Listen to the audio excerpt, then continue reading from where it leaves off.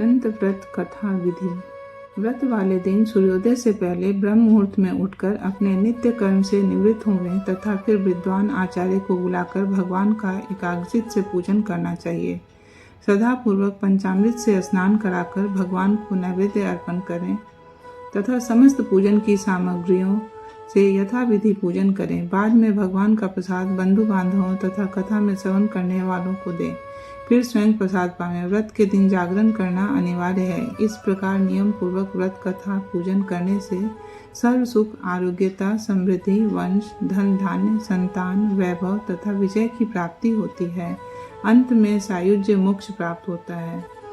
अनंत चतुर्दशी व्रत कथा।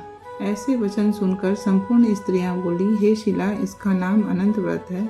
इस व्रत में अनंत देव की पूजा की जाती है। यह वचन सुन शिला बोली, मैं भी इस उत्तम व्रत को करूंगी, और स्त्रियों से पूछा कि इस व्रत का क्या विधान है और इसमें क्या दान आदि होगा तथा किस देवता की पूजा होती है।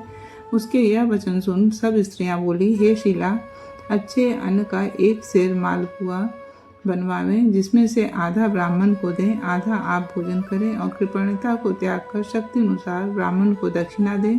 किसी नदी के किनारे अनंत का पूजन करें। कुशा का शेष नाग बनाकर बांस की टोकरी में स्थापित करें।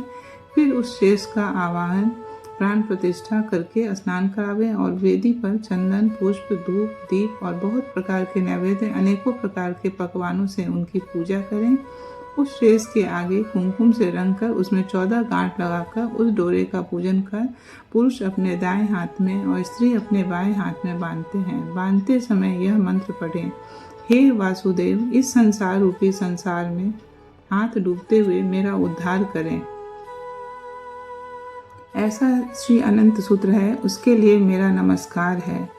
तदंतर सूत्र को हाथ में बांधकर अनंत की इस कथा को सुने और संसार रूपी नारायण अनंत का ध्यान करें।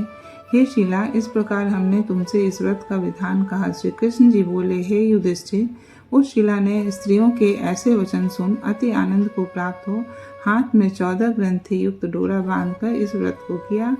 मार्ग के अर्थ जो भोजन दिया गया था आधा ब्राह्मण को खिलाया, शेष आप दोनों ने भोजन का आनंद से पति के साथ गौ पृथ्वी है, उसने पूर्व जन्म में बीज को चुराया है और वह बैल धर्म है। धर्म और अधर्म के कारण दोनों पुष्करणी हुई हैं। वे पूर्व जन्म में कोई ब्राह्मण जाति की दोनों भगनी थी। जो धर्म करती थी वह परस्पर करती थी और उन्होंने ब्राह्मणों, अतिथि और दुर्बल को कुछ भी भोजन आदि पदार्थ नहीं दिया था, याचकों को भिक्षा भी नहीं दिया। उस पाप कर्म से परस्पर लहरी और जल एकत्र होता है। वह गधा क्रोध है, वह हाथी मद है और वृक्ष ब्राह्मण है। मैं अनंत हूँ और वह कंधरा संसार है। इस तरह कहकर अनंत जी अंतर्धान हो गए। यह चरित्र कौंडिन्य स्वप्न समान देखकर अपने घर आए। श्री कृष्ण बोले, हे युधिष्ठिर, कौंडिन्य ऋषि ने 14 वर्ष अनंत व्रत किया। अनंत के कहे अनुसार सुख भोग कर अंत में अनंत का स्मरण कर अनंतपुर को गया। हे युधिष्ठिर, इसी प्रकार तुम भी कथा सुनो और 14 वर्ष अनंत व्रत करो। जैसे कौंडिन्य ने अनंत देव के कहे अनुसार फल प्राप्त किया, वैसे तू भी संपूर्ण मनोरथों को प्राप्त करेगा। आख्यान सहित व्रत करने से एक ही वर्ष में मनोरथ पूर्ण होकर फल प्राप्त होता है। ये युधिष्ठिर, यह व्रत मैंने आपको सुनाया। इस व्रत के करने से मनुष्य सब पापों से छूट जाता है, इसमें संशय नहीं है।